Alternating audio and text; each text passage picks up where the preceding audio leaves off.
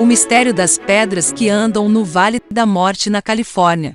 Durante décadas, o mistério da pedra ambulante deixou muitos cientistas sem resposta. O fenômeno consiste em rochas, algumas pesando até 300 quilos, se movendo pelo leito seco de um lago no Vale da Morte, Califórnia, sem nenhuma explicação aparente. Conhecidas como as Pedras do Véu, estas pedras percorrem vários metros e deixam vestígios que revelam o caminho percorrido pelas planícies do Autódromo Playa.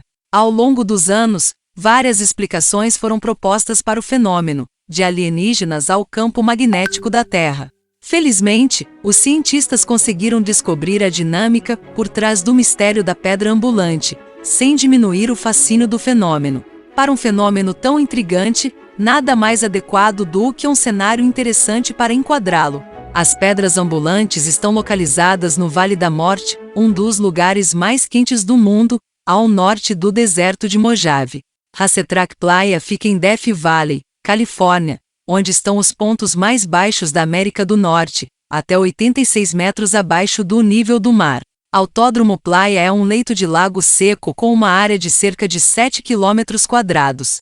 A maior parte da paisagem é quase completamente plana, sem plantas ou rochas, salvo algumas pedras grandes e pequenas, a maior pesando 318 kg, que escorregaram das encostas e pararam ali. Bem, pelo menos eles deveriam ficar onde estão, mas não é o caso porque as pedras não escondem seus rastros.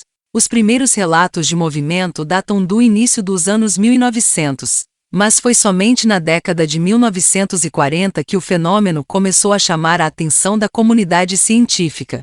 Algumas órbitas continuam e, de repente, mudam de direção, tornando o fenômeno ainda mais misterioso. Algumas trilhas deixadas pelas pedras seguem retas, enquanto outras mudam de direção. A razão para tanto mistério é que ninguém nunca observou o fenômeno acontecendo, e qualquer fator natural mais óbvio, como o vento, não foi suficiente para explicá-lo. Em todo esse tempo, qualquer tentativa de explicar as pedras deslizantes falhou. Até 2014, Richard Norris e seu primo, James Norris, então pesquisadores da Universidade da Califórnia, testemunharam e documentaram o fenômeno em vídeo. Para que as pedras andassem, foi necessária uma combinação muito incomum de fatores no inverno do Vale da Morte. Nesta época do ano, quando há mais chuva na região, uma camada rasa de água se forma no leito seco do lago, onde as rochas estão localizadas. Ao anoitecer, a temperatura cai o suficiente para congelar a água, formando uma fina camada de gelo. Então, em um dia ensolarado, o gelo derretido quebra o gelo em grandes flocos. Até agora, a pedra ainda está lá. Isso ocorre porque mais um elemento está faltando. Além das camadas de gelo flutuantes, o vento é necessário. Mesmo fraco, ele guia essas formações de gelo e arrasta pedras sobre elas. Ao mesmo tempo, as pedras deixaram suas marcas no chão ainda molhado.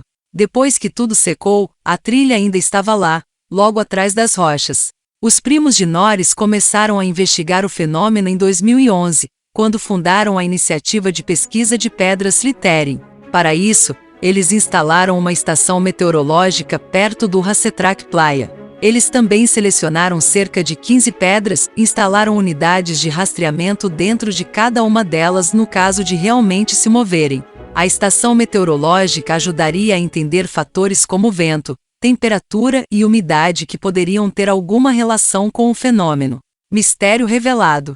Richard Norris, autor principal da pesquisa publicada na revista PLOS, em agosto de 2014, pensou que esperaria anos até que ele começasse a ver o primeiro movimento de pedra, ou melhor, ser deslocado, mas para sua surpresa e a de seu primo, não demorou muito.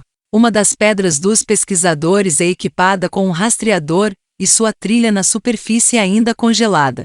Entre 4 e 20 de dezembro de 2013, as câmeras dos pesquisadores registraram o movimento da pedra em fotografia de lapso de tempo. No vídeo de 1 minuto, a pedra escorregou de 3 a 5 metros. Algumas das rochas rastejantes subiram para 224 metros em uma série de eventos entre dezembro daquele ano e janeiro de 2014.